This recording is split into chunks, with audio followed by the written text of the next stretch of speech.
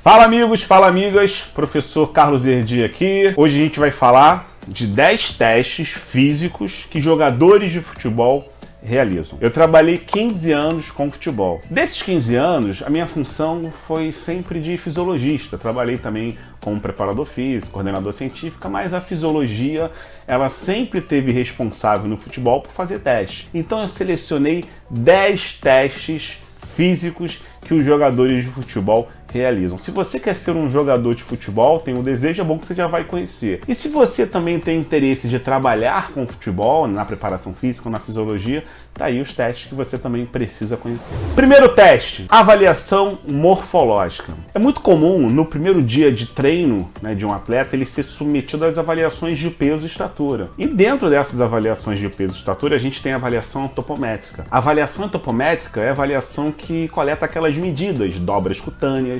diâmetros ósseos, perímetros musculares, o peso e a estatura.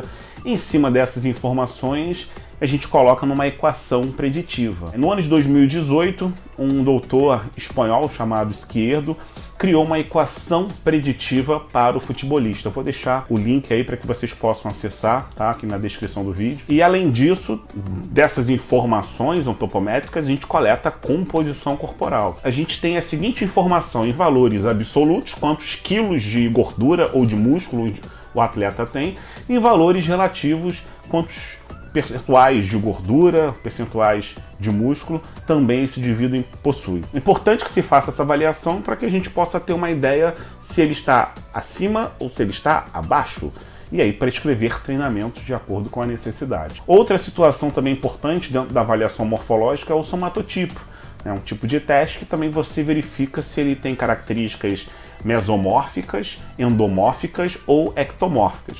Exemplo mais simples, se ele é gordo, magro ou forte. E aí o valor numérico que aparece dessas avaliações também é um parâmetro para o profissional. A gente também tem, dentro de alguns clubes de futebol, equipamentos que permitem verificar a composição corporal. É o caso da bioimpedância com 8 eletrodos, é o caso do DEXA, que é a densometria radiológica de dupla energia, que também permite verificar a composição corporal. Só que esses equipamentos, além de serem caros, você precisa verificar tanto a validação quanto a confiabilidade desses equipamentos. Então a avaliação morfológica é uma das avaliações largamente utilizadas pelos profissionais do futebol e os jogadores também sempre são questionados se eles estão acima ou abaixo do peso ideal. Resistência física.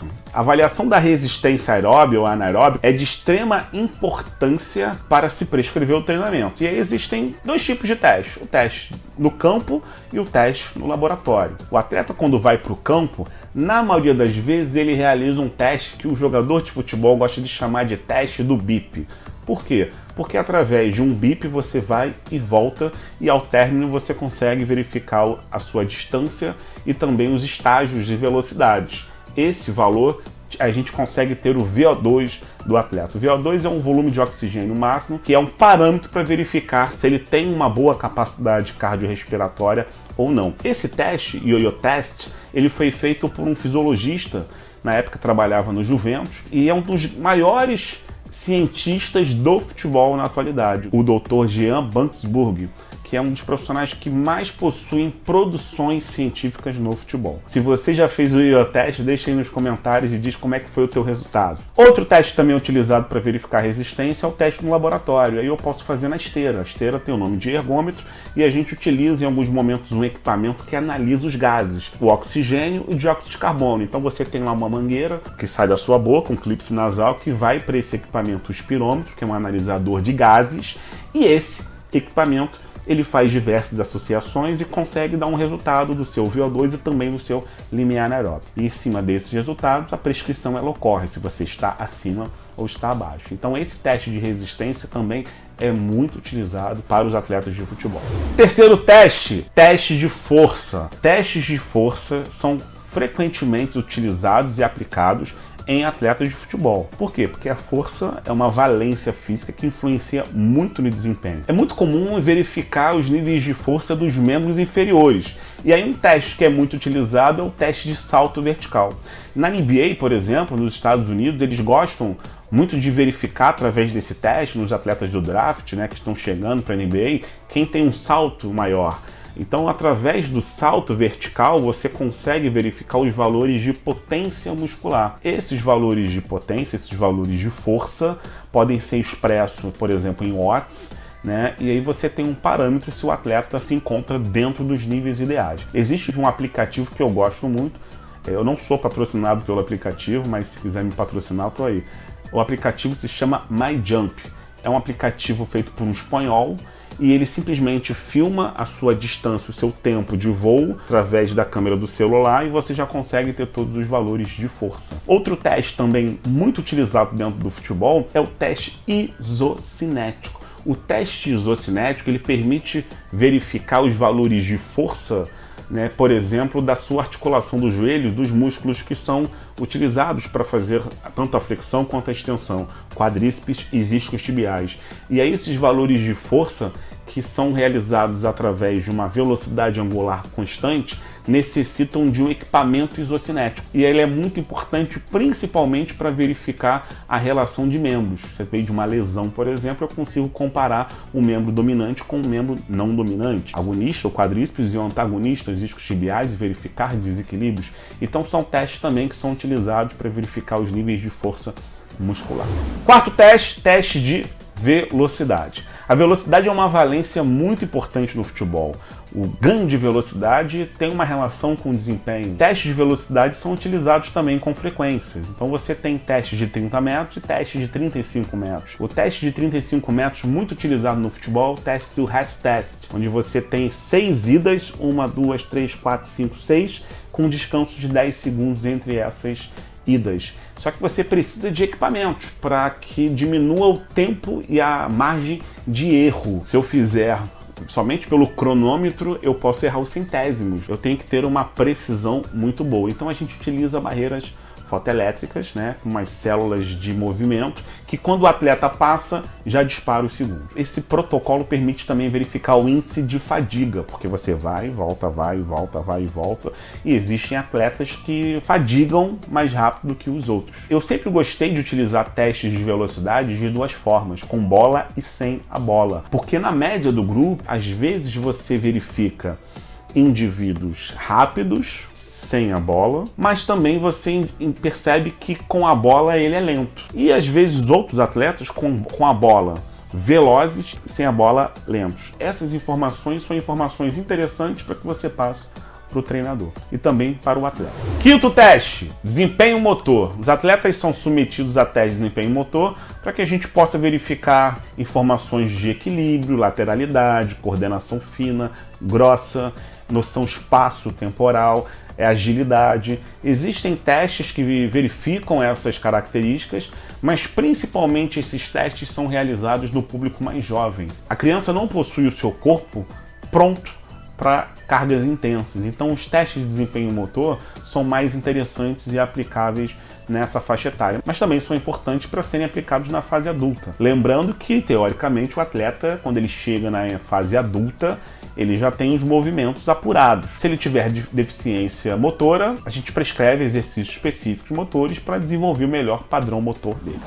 Flexibilidade. A flexibilidade no futebol não quer dizer que um atleta flexível ele terá melhor ou pior rendimento. E a literatura também ela tem uma dificuldade. Literatura é a ciência, tá, gente? Quem aqui é da bola, que não está acostumado a ouvir isso. E a literatura científica, ela não esclarece muito bem a relação de lesão com flexibilidade no futebol. Então o que a gente tem são testes específicos para verificar o perfil de flexibilidade. Nós temos 3 tipos de testes. Um teste admissional, que foi feito por brasileiros, o Dr. Cláudio Gil e o Dr. Pavel desenvolveram um teste chamado Flex Test, e esse teste é também bastante utilizado porque ele avalia todas as articulações corporais, né, num grau de uma escala. Existe um teste angular, que o fisioterapeuta, por exemplo, gosta muito de avaliar, que ele utiliza um goniômetro nas articulações e vê, né, a angulação da articulação. Existe o teste mais utilizado, que é o teste linear, que é o banco de Wells, é aquele teste do sentar e alcançar, que você normalmente empurra lá um equipamento, vai para frente, ou você também pode fazer com uma linha no chão. Esse teste ele avalia principalmente as questões paravertebrais, né, do glúteo, né, dos isquios tibiais, então você tem essa utilização mais frequente deste teste para flexibilidade. Número 7, Testes bioquímicos. É muito comum o atleta realizar testes bioquímicos durante o treino e também no primeiro dia de treino. Por quê? Porque quando eu verifico lá na gotinha de sangue os níveis de creatina, quinase e CK, eu consigo ter um perfil das concentrações basais. E durante o treino também, durante todo um processo, né, da sua temporada, às vezes ele é submetido a testes de lactato, para verificar as concentrações de lactato durante um exercício. E a partir de uma quantidade de milimol, a gente verifica se ele está no limiar anaeróbico, produzindo mais ácido lático do que removendo. E isso vai gerar o que no final das contas? A fadiga. Então essas informações metabólicas são importantes para que você também possa traçar o treino da melhor forma. Teste 8, testes maturacionais. E aí esses testes maturacionais a gente aplica mais nos jovens. Até os 18, até os 17 anos, os atletas são submetidos a testes maturacionais para que a gente verifique o quê? A idade biológica. Antigamente tinha muita história do gato no futebol. O gato, para quem não sabe, é aquele que mente a idade e joga com os garotos menores. E aí ele consegue ter, porque ele tem força, ele consegue ter um melhor rendimento. Isso mudou muito porque a ciência tem feito diversos testes e aí a gente consegue identificar a idade biológica real dele. A gente pode fazer através da idade óssea, da idade sexual, da idade dental, da idade mental, da idade morfológica, mas o melhor teste é a idade óssea. E a idade óssea a gente consegue verificar, por exemplo, a estatura prevista através de alguns protocolos. Tem um protocolo do Bone Expert, tem um protocolo do FELS, do GP, do Tanner Whithouse, que a gente consegue verificar se ele tem uma previsão de estatura enquanto jovem. Isso é muito importante, principalmente para os goleiros, para os zagueiros que iniciam a sua formação oriunda do futsal e quando passam para o futebol de campo, às vezes não possuem uma previsão significativa de estatura.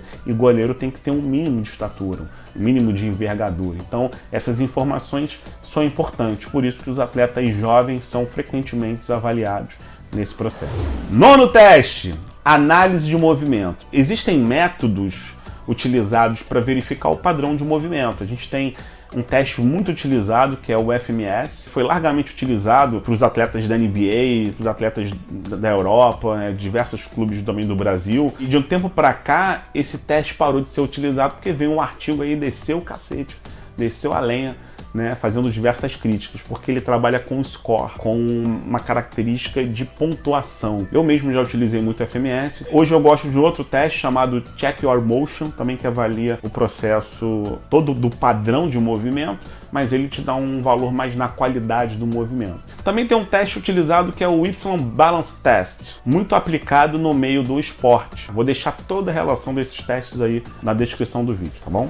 10º teste do futebol, termografia. O que é termografia? Através de uma câmera termográfica que capta o gradiente de temperatura do corpo, a gente consegue ter informação se aquela região corporal ela está acima ou está abaixo da temperatura ideal. Então é muito comum os atletas no início de temporada serem submetidos a essa avaliação para que se possa ter um padrão durante a temporada. Se ele estiver acima do ideal, do basal, do repouso dele, isso pode colocar ele em risco para uma possível lesão. De repente há um processo inflamatório naquela região, isso pode também gerar algum tipo de problema. Então a termografia é uma avaliação que ainda precisa de melhores estudos para se organizar a confiabilidade, a validade, mas ela é uma tendência no mercado futebolístico e que provavelmente o futebol do futuro, o futebol moderno, vai utilizar isso com bastante frequência. Diversos clubes já utilizam, eu mesmo já utilizei bastante e é uma ferramenta muito importante para o processo de avaliação. Bom, então esses foram os 10 testes que os jogadores de futebol realizam. Espero que vocês tenham gostado. Deixem aí nos comentários os testes que vocês já realizaram, se lembram dos resultados que vocês tiveram. Se você tem um sonho de ser jogador de futebol, entenda que você precisa ter uma rotina muito profissional para ter os melhores resultados, então você tem que cuidar do seu corpo. Se você já é atleta, sabe da importância de se dedicar aos testes. E se você tem interesse de trabalhar com futebol, procure na ciência os melhores testes físicos para o seu público, que você pode trabalhar de repente com gênero feminino, que são protocolos diferentes, você pode trabalhar com crianças, que são protocolos diferentes. Então tenha cuidado com o teste que você vai aplicar. Espero que vocês tenham gostado do vídeo. Se você conhece algum jogador de futebol, encaminha esse vídeo para ele. Não deixa de curtir o vídeo. Um forte abraço para vocês e até a próxima. Tchau, tchau.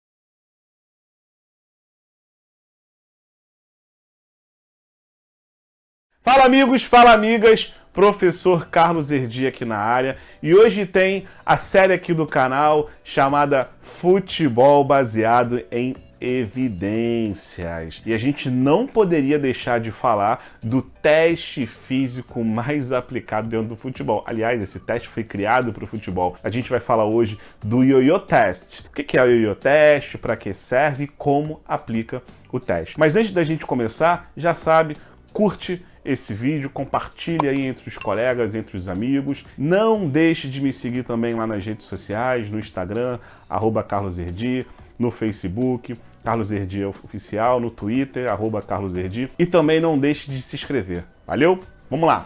Bom, inicialmente a gente precisa entender por que o Jens Banksburg, um dinamarquês, conhecido muito no meio da pesquisa, possui diversas publicações na área do futebol. Por que na década de 90, ele trabalhando com futebol, foi treinador, é um grande cientista, foi fisiologista do Juventus, da Itália. Por que ele resolveu criar um teste no campo para avaliar a resistência dos atletas? Porque até então os testes acometidos nos laboratórios não eram testes específicos para a modalidade. Além disso, os testes de campo, como o Cooper 12 minutos, o Eltman 3.200 metros, testes mais conhecidos, eram testes longos e complexos para o atleta e fora da realidade de um atleta de futebol. Desta forma, o Jens Banksburg resolveu criar um teste adaptado, um BIP test, um teste conhecido na época, e fez um teste chamado Yo-Yo Test. Lembrando que um atleta com bom preparo aeróbico consegue ter uma melhor recuperação da sua atividade física. E isso também gera uma possibilidade de avaliar o condicionamento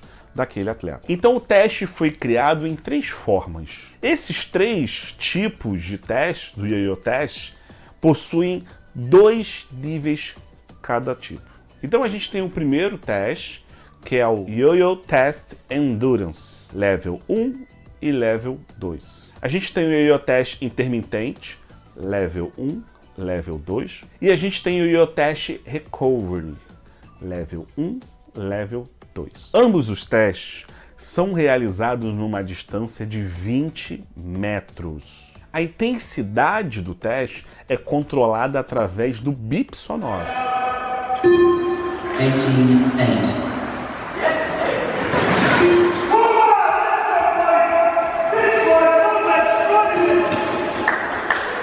E eu vou disponibilizar esses testes para vocês aqui no canal para que vocês possam realizar utilizando o seu celular, ligando no Bluetooth na caixa de som e fazendo em tempo real com os seus alunos, os seus atletas. À medida que você conecta o seu celular na caixa de som, esse bip sonoro estabelece a intensidade, porque a partir do momento que esse bip é emitido, o aluno precisa chegar ao cone dessa distância de 20 metros.